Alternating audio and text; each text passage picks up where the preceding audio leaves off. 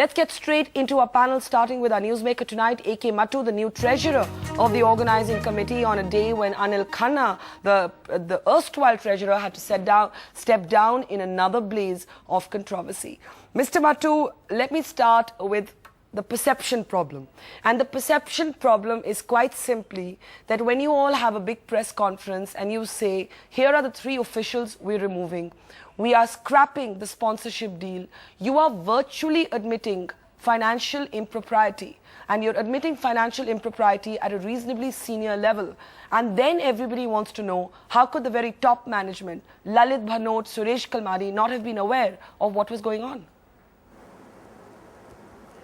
Marika, there are a couple of issues which we need to be looked at. Number one is these reports need to be analyzed. The inquiry has been held. We'll have to go through it and understand how these issues related to the hiring of cars in London for the Queen's Baton, what has been the problem in this particular deal. It needs to be checked, and if there are deficiencies, if there have been mistakes or if there have been kickbacks in it, the people responsible would have to answer and would have to be punished for it. The question is that without getting into all these details and coming to various conclusions, it will be very difficult to comment on it. But Mr. Mattu, if you believe it's still premature, why were these 3 people removed? I think they have been placed, ma'am, under suspension. That would facilitate holding of an inquiry, checking on the details. This committee is a continuous. They had these sittings for last 2 days. They would have to really get deeper into the whole thing and bring it to its logical conclusion. But Mr. Mattu, look at some of the allegations. But sir, look at some of the allegations you're confronted with. You are confronted with the foreign minister of this country telling Suresh Kalmadi that the emails he released into the public domain were doctored and forged. I'm talking about the correspondence between the Indian High Commission and the organizing committee. It turns out that the Indian High Commission never proposed the name of AM Films. You are confronted with the fact that NDTV, may I just complete my question? You're confronted with the fact that NDTV actually documented an email from Sanjay Mahindru, one of the removed officials, to Ashish Patel telling him what rates he should quote for taxi hires in London. Mr. Mattu, with your hand on your heart, do you really believe that there is a question even of innocence anymore? No, there is definitely, it raises a lot of doubts. There is no doubt about it. What I am saying is that we need to really go through these in totality.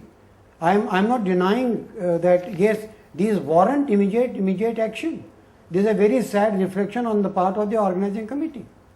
All right, we're going to come back to you. We have many questions, but first I want to go, Mr. Mattu, to your predecessor, Anil Khanna, who had to step down today after there was a huge storm over the fact that a key plum contract was given to a company that was owned by his son. A clear and apparent conflict of interest. Anil Khanna held a press conference denying this. Mr. Khanna, if I can get your comments in, you find yourself squarely at the center of a very serious and damning conflict of interest accusation.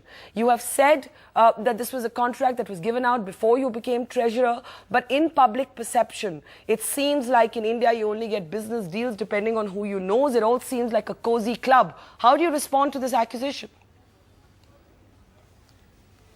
As far as the conflict of interest charge is concerned, this is the total procedure of selection of services was carried out by the organizing committee in consultation with the International Federation and by the Government of India, and thereafter DDA was appointed as the nodal agency, with AITA having virtually no role in controlling as to who is to be given. There was a tender done by 3 companies which were recommended by the International Tennis Federation, and the lowest tenderer, who was cheaper, I think 2 lakh rupees per court, was given this tender, which is Rebound Ace, which is the Australian company, with which there is no financial relationship involved with anyone. And secondly, this whole process was completed in December 2009.